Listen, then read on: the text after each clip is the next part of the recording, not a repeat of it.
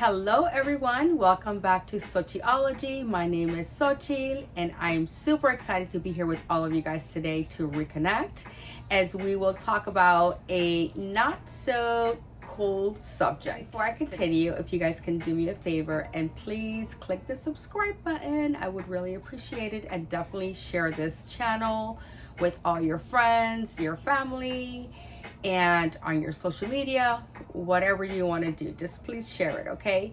So today I'm wearing something really vibrant.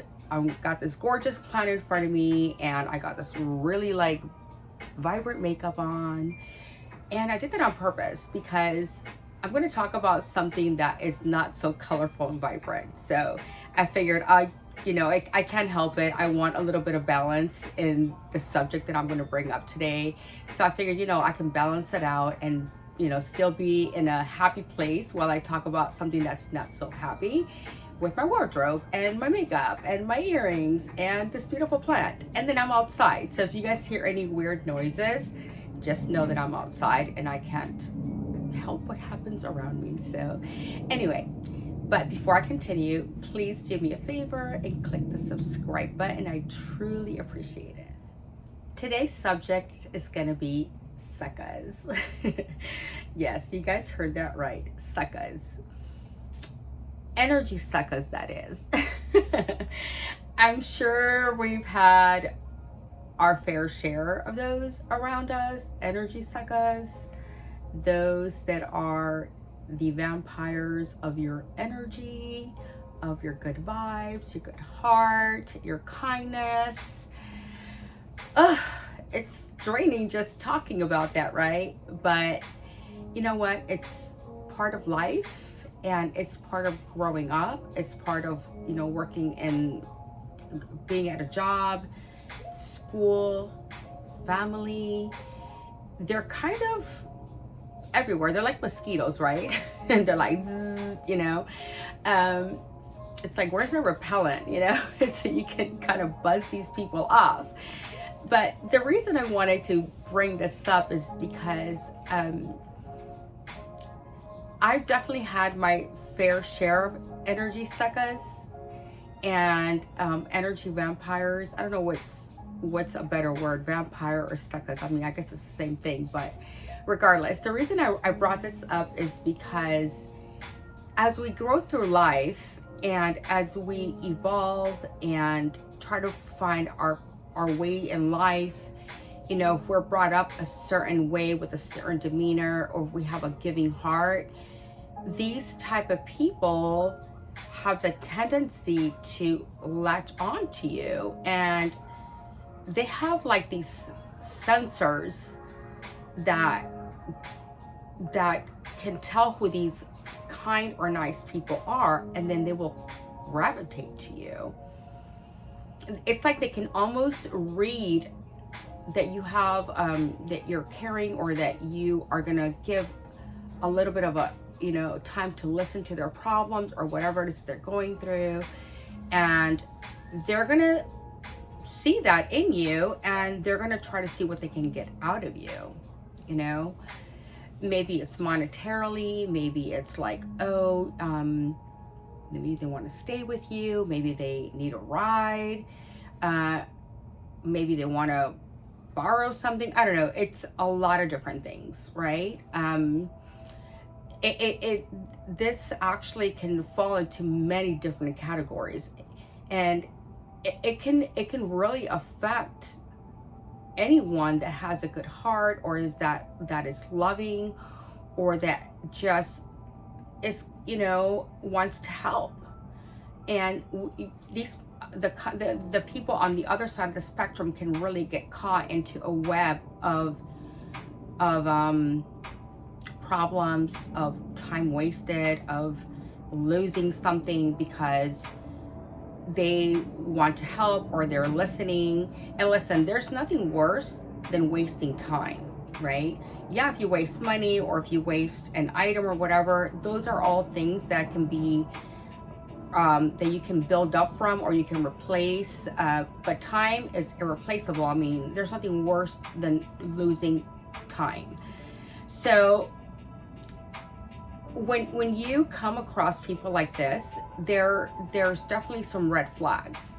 And I want to talk about some of those red flags because I want us all to be aware. You know, we have to have our radar on, and like, yo, like this is not a good vibe. This is, even though you have a good heart, we have to find that thin line to be able to say no, to be able to stop the madness, to be able to walk away, to be able to hang up the phone, block that number, to not get caught up, you know. Energy suckers will literally have you wasting your life. You can waste years if you don't see the signs, or maybe the signs are there and you're like keep justifying it, like, oh no, it's not a big deal, or let me just be there for that person, let me just help them out. This web and this cycle can actually continue and continue and continue, and before you know it, you wasted like maybe a month, then next thing you know it's 6 months, and then before you know it, you're caught in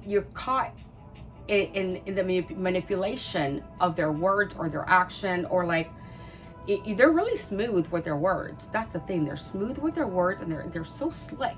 And then before you know it, like a year or whatever goes by, and you just wasted all this time, or maybe you lost money, or like I said, money, yes, things are replaceable, but the whole thing of wasting time, I mean, they'll have you like ruining your career. Maybe you were on a path for school, and then before you know it, it affected your schoolwork.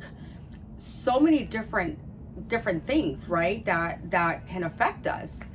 But as far as like the red flags, I mean, these people, they take no accountability. They are always one up on you. Like if you say, oh my God, like, look how great I did, or you're showing something to them that you're proud of, and they're like, oh well, I did that too, or oh well, one time, like you can never have a glory moment or a time that you can be proud of yourself to show what you did, because they've been there, done that. I call them like Mr. Me Too or Mrs. Me Too, like, oh, me too, I did that too. And you know, oh well, one time, oh well, let me show you this, and then they pull out a picture, or you know, something to show of when they did it, you know. And they never applaud you. They never are like, oh my God, I'm so proud of you, you know, you are headed in the right direction, or what can I do to help you. It's always like me, or what about me, and look what I did, look what I'm gonna do. But then really, if you really think about it, there's no results. And if it is any result, it's because maybe they jumped on somebody else's bandwagon, or, you know, they got a hookup, you know, someone elevated them to that situation or that position. It's really never them technically building themselves and really working to get to that point of success. These people are toxic, they're full of drama, they're manipulative. I mean, these are like major red flags. And you know what? Also, some of them are codependent, you know, and they low-key hate on you sometimes. They have some sort of envy and jealousy towards you. And these are some of the signs that you need to look for if you sense anything.